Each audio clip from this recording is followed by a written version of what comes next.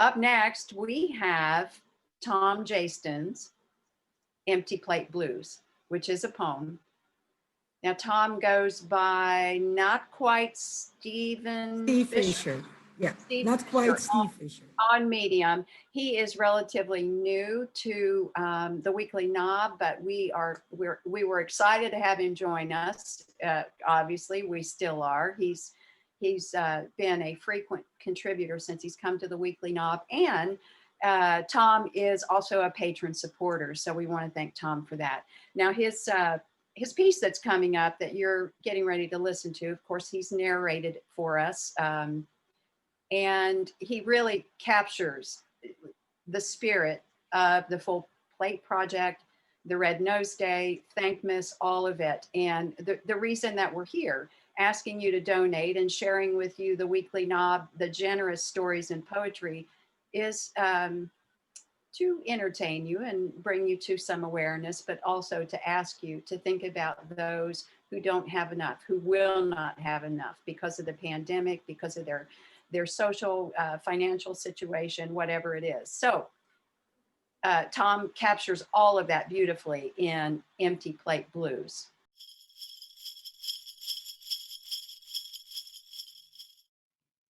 Empty Plate Blues.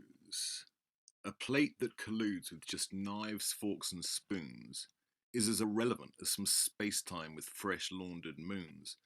The night sky might be prettier, but that means not a thing when millions of children are under it, sick and starving. We all know there is plenty of food for all plates, but corruption and greed just plain complicates the movement of handful of wheat, grain or fruit to the mouth and then stomach, the life-giving route that is hijacked by politics and men far too rich to consider the plight of kids who are fighting that itch of necessity, nutrition, and clean water to drink, quelling the hunger that may bring them back from the brink of death. That is not some aphorism that is built for this rhyme. That is truth. Kids are dying right now, at this time, as you sip your Earl Grey or your vino of choice. And this poem is to try and give those youngsters a voice that says, please can you help me? Because I'm down on my knees, and I'm proud, but I cannot continue, so please give me half of the price of your milky latte. And if survival is mine, I will turn to anyone or their God and will say that this life I did not choose, but I try all the same. Now put yourself in my shoes that I have never had, and then you can die of your shame. I can tell you something about the writing of this. Tom's two things. I mean, for a writer to be able to hit the target, not only with their title, which a lot of times I feel like writers will throw away their title. They don't give enough attention to the titles, whether it's a poem or a short story.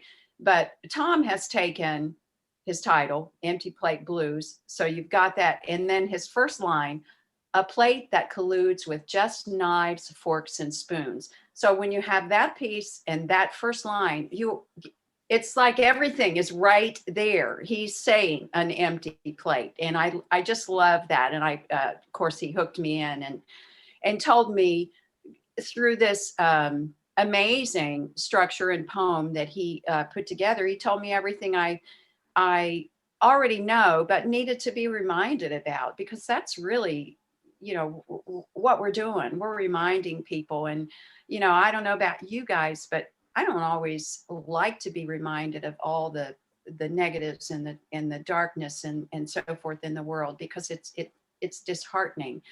But when writers do it well and they weave those things into something that is entertaining and moving, I'm more open to it. And Tom has accomplished that with Empty Plate Blues.